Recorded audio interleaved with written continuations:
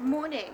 So I realised that I hadn't really done a tour of the garden much at all this summer, which is really bad for my records and for my viewers. Um, so I'm going away for my annual spiritual dog retreat, and I was just running around the garden to check that everything would be okay for the week that I'm away.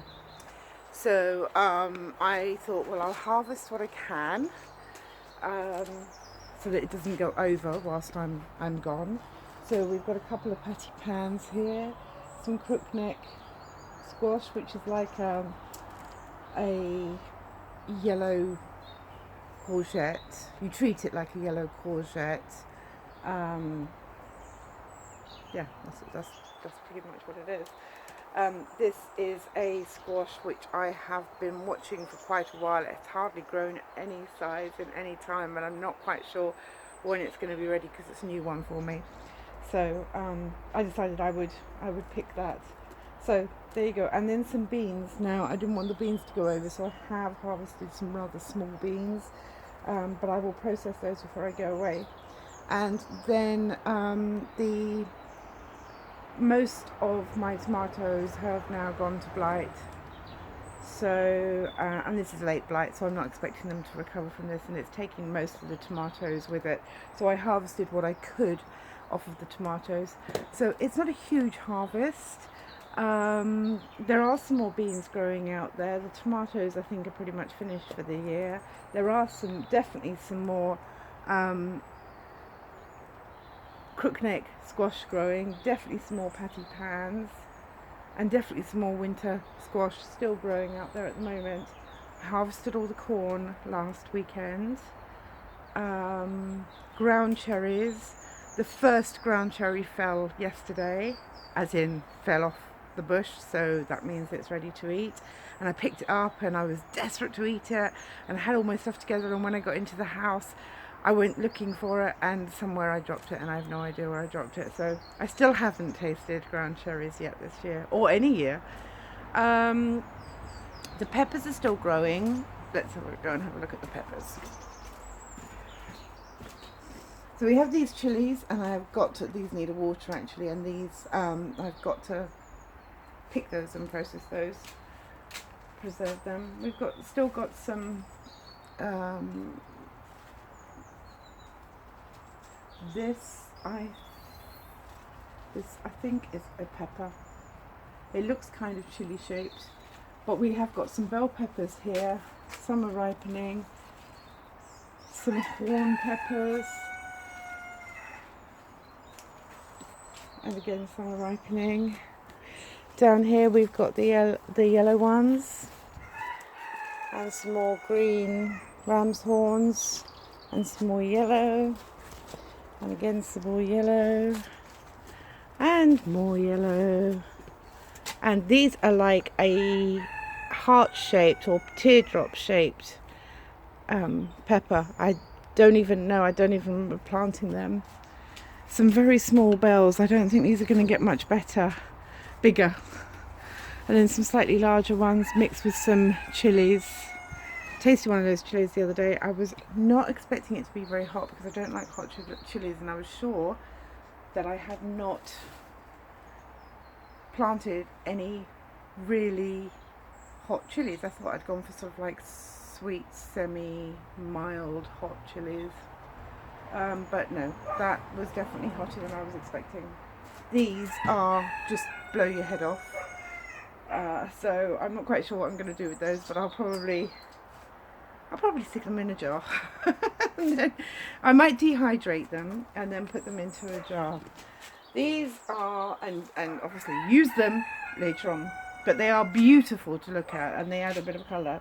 This is my attempt of growing melons again, and I still only have down here a little mini melon and another little mini melon.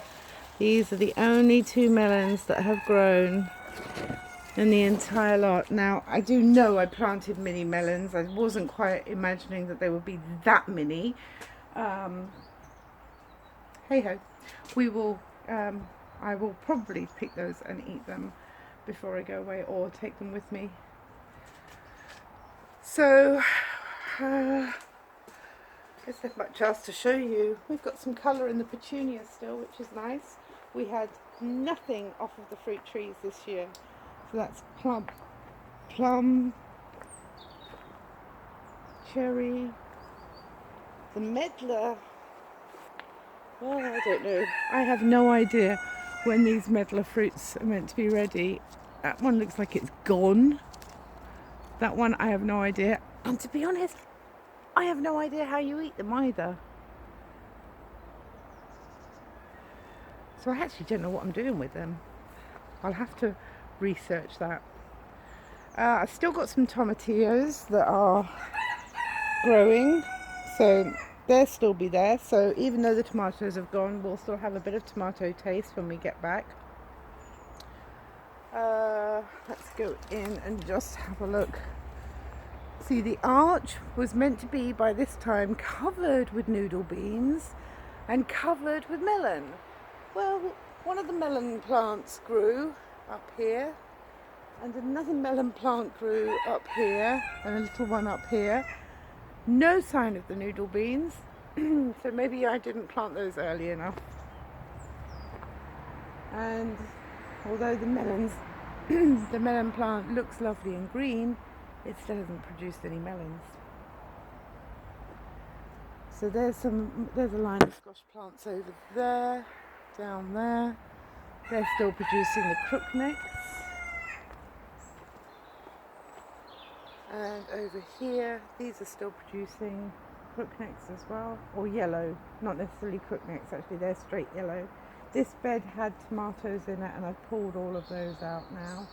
So actually this bed needs just clearing up and planting probably garlic or onions for the winter. Maybe carrots, I don't know, I haven't really figured out. Which is a bit late, to be honest, now. Well, not for the garlic, probably not for the onions, but I suppose I can still start off in the house, but I don't think I've got enough warmth left in the winter. So I might just be putting these beds to bed. Or just planting a ton of garlic to see if anyone wants that in the summer, in the winter, or next year. So I have got some, these were my beetroot. They really didn't do well at all this year. This was my experiment. Oh, I don't know if you can see in the sun. Let's see if we can turn you around. There you go. This is my experiment. This was last year's cabbage and broccoli, I think it was. And I didn't pull it out. And it's continued to grow this year. I left it when it was absolutely covered with caterpillars, and the caterpillars were eating it like crazy. And I want to see how it's going to survive through the caterpillars. As you can see, this cabbage, this is last year's cabbage. It survived the caterpillars, and it's got a heart growing in there. And the same with this one here. And this one here. So I know that the caterpillars can destroy a whole crop of brassicas if they are young brassicas, but it looks like they will survive if they don't have the whole of the plant eaten by the caterpillars. Right, what else have we got going over here? Right, this looks like grass in here, and in here is actually leeks. So because last year I planted the leeks down the sides of these long beds. So along the very far side I planted the leeks. They didn't grow very big. They didn't grow very fat. I didn't harvest them, and they went to seed. And then I just enjoyed the beautiful flowers that they created this year. So This year I planted these in here, and I have some more over there to go in as well that I've grown a bit bigger inside, and we're going to see if we can get them any bigger and hopefully worth harvesting. This is my chard, so I'm just leaving this to grow. I'm coming and picking it by the leaf as I come out. I am coming out occasionally and just pruning off any of the leaves that don't look brilliant, and I'll take those to my chickens. But chard will see it through the winter, so this will give me some green through the winter and into next year as well. So we had peas growing over these two arches this year, and the peas did really, really well, but I am considering doing the peas along the front fence or along a straight fence next year. It's just when something does really well in one part of the garden, you really don't want to move it in case it doesn't do so well somewhere else. And the peas do really well over here, but peas grow up straight. They don't curve round. I mean, they kind of fall round the top of the arch, but they don't grow round. Whereas beans, they really wrap, and they will go all the way over, and they will look lovely falling through the arch. So I really do want to grow the beans on the arch next year. But anyway, harvested the peas, and I have this crazy squash plant growing over both sides of the arches. It looks beautiful, it's lovely and green. It has yet to produce a fruit, so I have no idea what fruit it's due to produce, and if it will produce, because we're so late in the year now. I actually don't expect it to do anything. It's got these little flowery things, but just it's not produced anything, and it's completely covered this area, as you can see. This is another squash. This has actually come from the bed over there. It's crossed, so this side here went absolutely wild this year. This bed here is meant to be, well, it is carrots all the way down here, but the squash has decided that it didn't like it over there in the squash bed. It's come across here, and it's now going over the arch, as you can see here. And some different types there. That's probably patty pan. This one is the Trombacino. I'm not quite sure how you pronounce it, but the really long one I've harvested off of here already this year. Just look at this squash. It's going crazy. Now I've been through here and harvested most of this morning that needed harvesting, so we're not going to actually see much on here. But I have to show you these. These are Ochacas.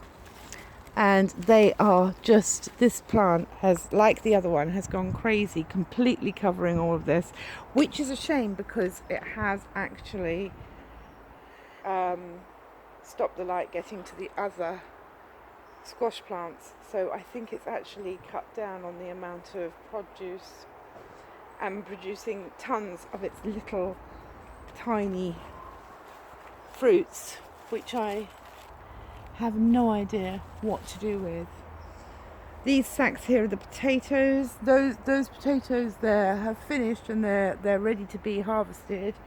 I'm in no rush to harvest those. They will be fine in those sacks, and they will actually store quite nicely in those sacks. I just need to move those sacks somewhere for the winter and clear up the space here.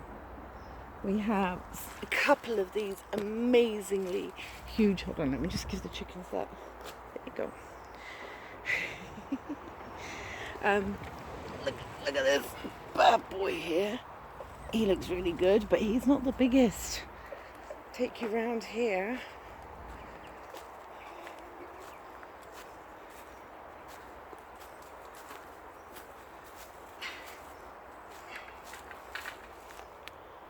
And look, this is my biggest boy, and I can hardly lift that anymore.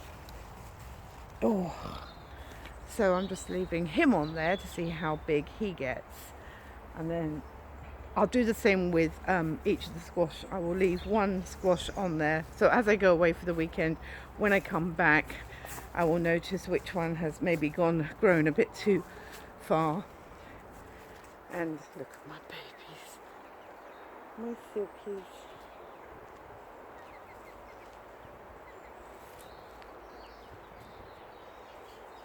I love my silkies.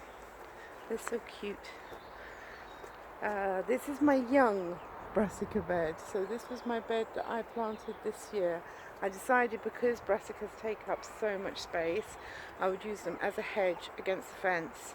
I'm not a huge brassica eater, so whatever it does, and that will be great, and whatever I can take from it will be absolutely wonderful. I can see already that there's some chards that I could actually be harvesting. I even forget what I've put. I think I put broccoli at the back, some Brussels in between, some chard in between,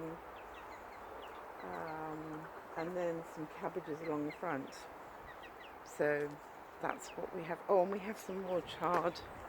Did I say chard? I meant kale. Kale back there. Chard, more chard along here. That was planted by seed in the ground here, whereas the ones over in the middle of the arches were planted inside and transplanted outside. So it is look at them. There's just tons of these little things and I don't know what to do with them. If you know what to do with them, I'm actually wondering whether I can pickle them like gherkins. But when you cut them open, although the flesh tastes like cucumber, when you open them up, it's like a pepper. So it's hollow in the middle with the seeds. So I don't know. I'm not sure. I have no idea how I'm going to cook, preserve, eat them at all. So I think that's about it. There's the herb wall there and there. And I've got to say that some of the herbs that normally do really, really well didn't quite cope with the transplanting this year. But I'm hoping that they will take off next year. I will give them more space next year. This year when I transplanted them and they were small, I filled in the gaps with some lettuce, even some peppers. You can see these tiny little peppers here. I'm not expecting much out of them. I don't think they got enough light over here. And then, of course, I planted nasturtium because I plant nasturtium absolutely everywhere. So I don't think that the herbs actually had that much space to do much with this year. So I'll give them more space next year and hopefully their roots will have established in the ground by then. I do need to remember to water this because it doesn't hold its water. It all does drain out. So it's free draining, which is great for some plants, not so great for others. Anyway, that was quite a serious talk, wasn't it? It was a bit sort of like I do apologise for that. I will try and whip it up a bit for the next one. But I think that's it. I don't have anything more to show you. It's got to that time of year where we are harvesting at a steady pace as and when things are producing. Some things that we had hoped would produce have not produced. Some things like the tomatoes have been taken by blight again this year. I haven't had that happen in previous years. I had my first case last year and then this year's been a bad year. So this is a whole new learning curve for me. So yeah, it's funny this time of year. In the spring you're full of excitement about the potential of what might be, and as we leaving summer and going into autumn and we're harvesting what we can harvest from what has grown, there is a satisfaction, but it's a deep satisfaction for what we have bought, what we have grown ourselves. But at the same time, there's a slight sadness that we're heading into the dark months now, and everything's going to sleep, and there's not much we can do apart from put everything to bed. It's a funny time of the year, a bit sad, but we have harvest, which is great. We have food going into our cupboards, into our jars, into our freezers, and into our stomachs. So until next time, happy growing and happy harvesting, and I hope it won't be too long before I see you again. Take care.